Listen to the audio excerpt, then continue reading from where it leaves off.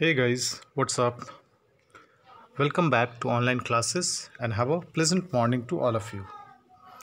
Well, now today we are going to read a poem.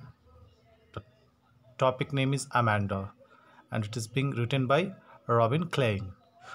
Well, this chapter has been taken from the First Flight book, chapter number 6 of NCRT class 10. And before we move ahead about this poem, let's have a brief knowledge about Robin Klein. Robin Klein was born on 28 February 1936 in Campsie, New South Wales, into a family of 9 children, leaving school at age 15.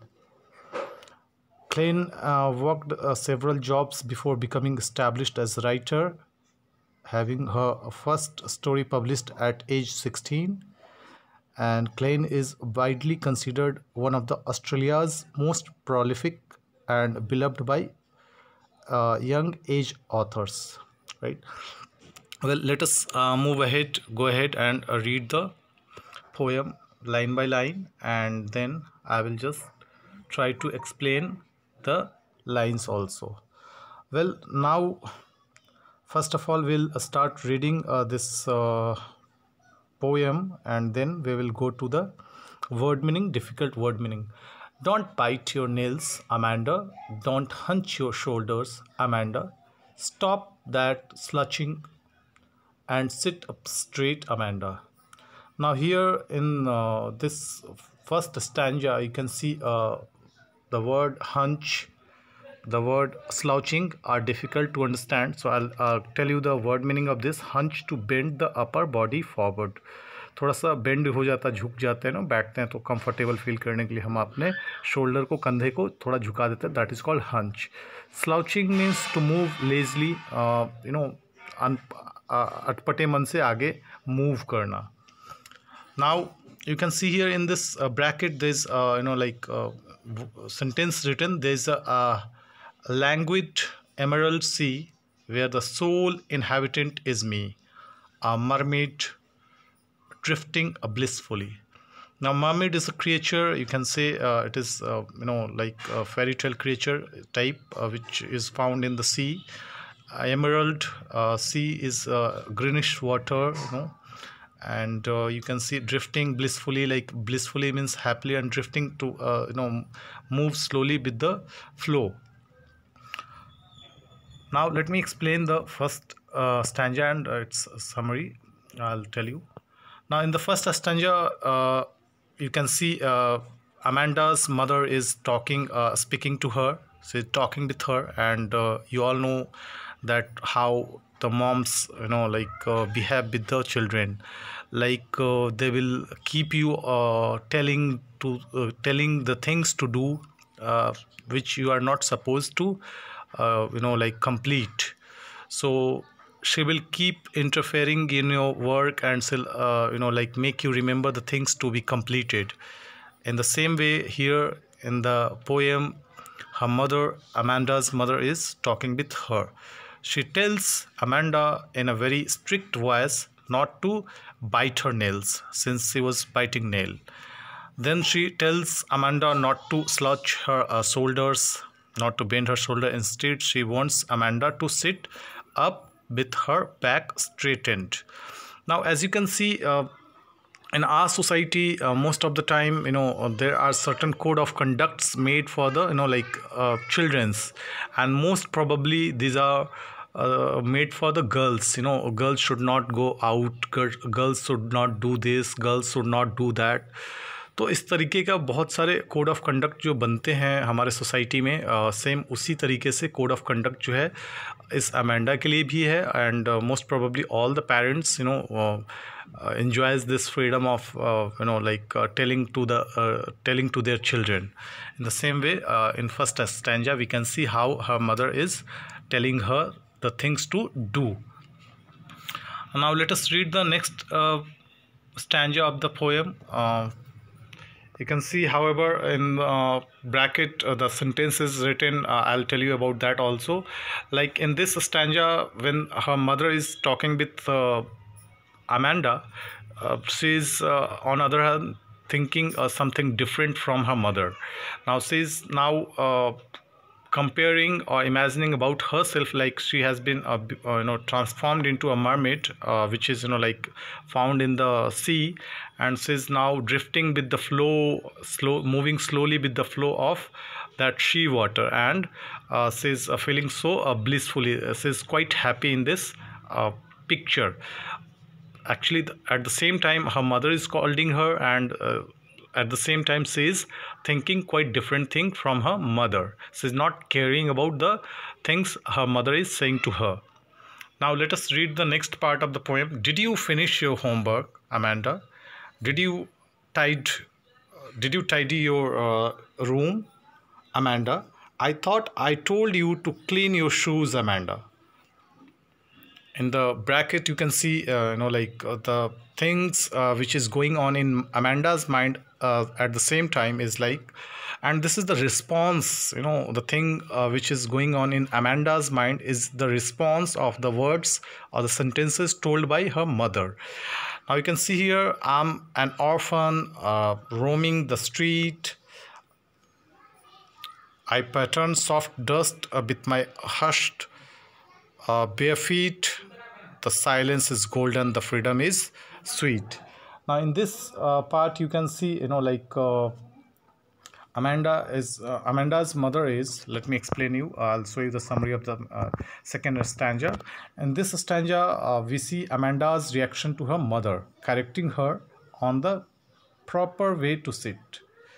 She withdraws from her real life to an imaginary world. She imagines that there is a beautiful green sea in which only she lives, and there is nobody there to bother her. Everyone wants to know, like, it's called a rebel nature, right? If you have I think if you recall your memory that you have read the rebel chapter in class 6 or 7 of NCRT book. Let me continue now. Moreover, she is no longer a human being, but has taken to the form of mermaid. It's a creature, I told you the word meaning of this, and is drifting along in a relaxed fashion within that sea. Now we will go through the summary of third and fourth stanza. Did you finish your homework, Amanda? This is all we have read. So in this stanza we again hear Amanda's mother speaking to her. She takes on her authoritative tone like before, and asks Amanda whether she has completed the homework given to her by her teacher at school. Now you all can imagine the same thing. However, I don't know how many of you are being scolded by your parents to complete the homework, and the same thing is happening with the all children's, like what is happening in this poem. Now following this, she asks Amanda whether she has cleaned up her own room. Finally she tells Amanda that she had commanded Amanda to clean her shoes, but that Amanda has not done so yet. At this point it is clear that Amanda's mother is both irritated and angry at Amanda. Now I told you that in the bracket the lines which are given is the response to her mother by Amanda. Now in this stanza Amanda response is like she wants to she feels like as an orphan. So she says, we once again see Amanda's reaction to her mother's harsh words. Amanda withdraws into another imaginary world. Herself she is withdrawing. Now she imagines that she is an orphan and that she is romancing around on the street. No one is there to bother her. She has no shoes on her feet at all, and instead she is getting them even dirtier by making design on the dusty ground with them. However, she makes no sound while making these dusty designs.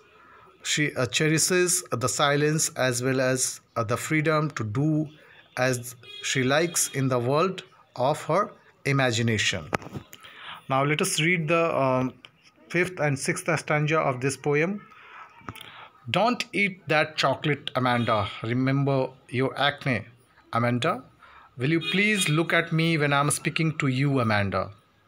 Now, in this stanza, you can see how Amanda's mother is, scolding her. She's once again telling her what to do and what not to do. She tells Amanda not to have any chocolate, for they might cause her to develop acne on her face. Acne is like a pimple, pimple जो cheek पे हो जाता है. It seems that acne is a recurring problem for Amanda because her mother wants her to remember how they had looked on her face at some previous time. Confident that she cannot have forgotten the sight so easily.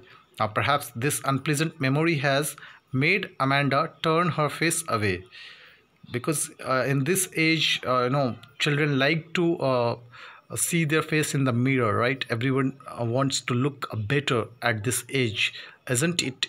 I mean, are you all also, I believe all of you do also the same thing, stand up in front of the mirror and look into the mirror for your face. You should look better when you are going somewhere, right?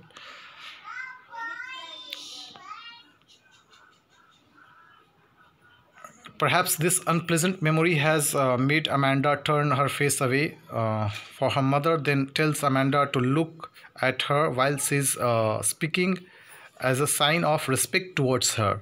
We do often become irresponsive when our parents are scolding us or telling the same thing again and again. So we our ear is becoming deaf. We are not, I mean, actually in actual we are hearing, but we try to act like as we are not hearing them.